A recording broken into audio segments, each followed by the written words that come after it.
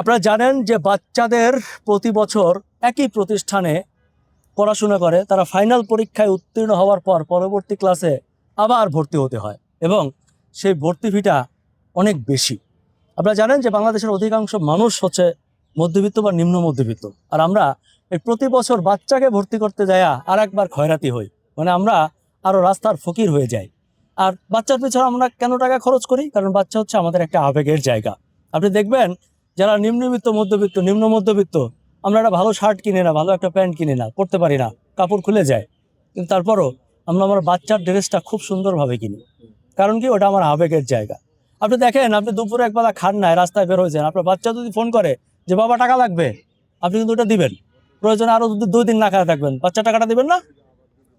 তো এই যে আমাদের একটা আবেগ আর এই অনুভূতি, আমাদের এই আবেগকে নিয়ে খেলা করছে এক শ্রেণীর ব্যবসায়ী, এক শ্রেণীর মানুষ। তারা আমাদেরকে শোষণ করছে। আমাদের কাছ থেকে পুনর্ভর্তির ফি নামে বছরে 10,000 কোটি টাকা তারা তাদের পকেটে নিয়ে যাচ্ছে। আমার এই যে বিষয়টা, এটির জন্য ভুক্তভোগী বাংলাদেশের কোটি কোটি মানুষ, লাখ লাখ না, কোটি কোটি মানুষ, এবং তারা নিভৃতে কাঁদে, ভাই চলতে পারি না। হ্যাঁ, সন্তানদের মায়েরা দেখবেন যে কিভাবে স্কুলের সামনে বসে থাকে, তাদের মুখের দিকে যদি আপনি তাকালে বোঝা যায় যে এরা খাওয়া দাওয়াটা, বাজারঘাটটা ঠিক মতো করতে পারে না, এমন পরিস্থিতিতে চলে গেছে।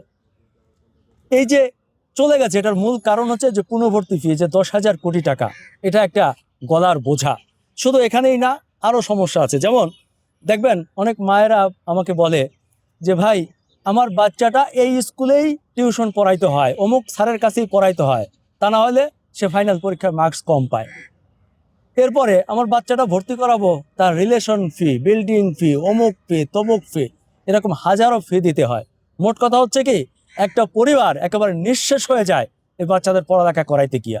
আমরা সেই জন্য বাংলাদেশ আইন অধিকার এইডের পক্ষ থেকে গত 25/1/2026 তারিখে জনস্বার্থে হাইকোর্টে একটি রিট পিটিশন করেছিলাম, যেখানে আমরা বলেছিলাম যে পুনর্ভর্তির ফি বন্ধ করার আদেশ প্রদান করতে হবে, এবং আমাদের এই পুনর্ভর্তি ফি বন্ধ করলেই চলবে না, এটি যাতে পার্মানেন্টলি কার্যকরী হয় সেটার জন্য একটা মনিটরিং সেল করতে হবে।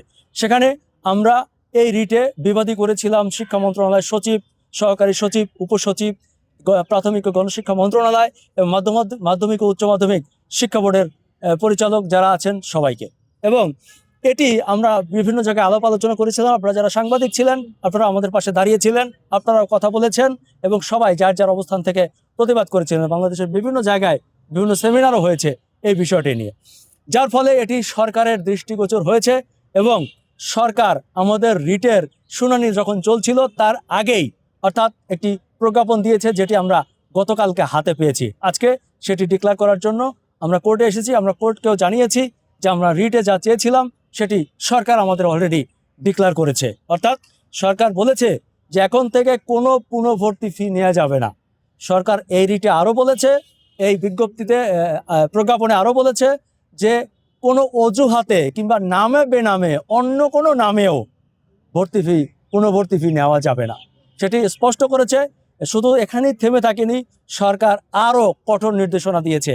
সেটি হচ্ছে পুনর্ভর্তি ফি কিংবা অন্য কোনো বেনামে ফি যদি নেওয়া হয়, সেটি যদি প্রমাণ হয়, তাহলে সংশ্লিষ্ট শিক্ষা প্রতিষ্ঠানের লাইসেন্স বাতিল করা হবে, প্রধান শিক্ষক সহ অন্য সংশ্লিষ্ট যারা থাকবে তাদেরকে বরখাস্ত করা হবে।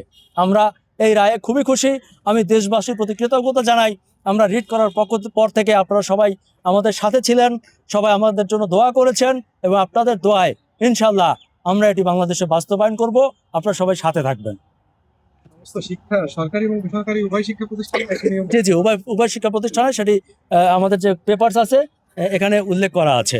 আমি আপনাদের সাংবাদিক ভাইদেরকে বলবো, শিক্ষা প্রতিষ্ঠানে বলবো, এবং যারা অভিভাবক আছেন তাদেরকেও বলবো, এই যে রিটার 11 পৃষ্ঠার একটি কপি, এখানে একদম স্পষ্ট বলা আছে শিক্ষা প্রতিষ্ঠানের আর্থিক স্বচ্ছতা ও জবাবদিহিতা সংক্রান্ত নীতিমালা 2026।